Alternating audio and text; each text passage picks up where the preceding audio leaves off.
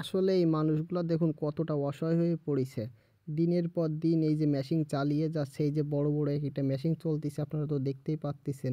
এতে যে কি পরিমাণ তেল ব্যয়বহুল হচ্ছে, প্রচুর পরিমাণে খরচ হচ্ছে, তারপরেও কিছু করার নাই। তারা শুধুমাত্র একটাই আশায় আছে যে ঘরে নতুন ধান উঠবে। তো এইখানে দায়িত্বে যে আছে চলুন তার সঙ্গে কিছু আমরা একটু কথা বলি। জল আমরা পার করতেছি, এটা কতদিন ধরে করতেছি? এ তো মাস দিয়ে গেল। মাস ধরে এই রাত দিন 24 ঘন্টা এরকম লাগানো থাকে।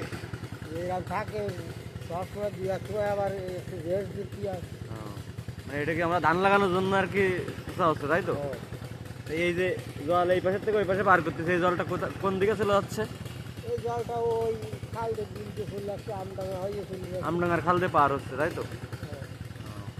আর কতদিন মতো লাগতে পারে মানে শুকাইতে? আরও তো দেখা যাচ্ছে মাঝখানে লাগতে পারে। এখনো মাসখানেক লাগবে, তার মানে তো ধান লাগানোর সময় আরো সময় চলে যাচ্ছে। সময় চলে যাচ্ছে। আচ্ছা দাদু, এখানে কত টাকা মতন খরচ হয়েছে তেল বাবদ দিদি কদিক? তো বহুত গেছে। কত লিটার?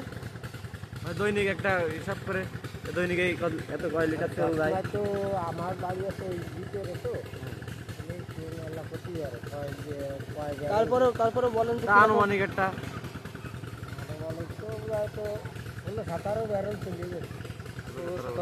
2 মাসে 17 ব্যারেল চলে গেছে। অনেক টাকার ব্যাপার এমনি।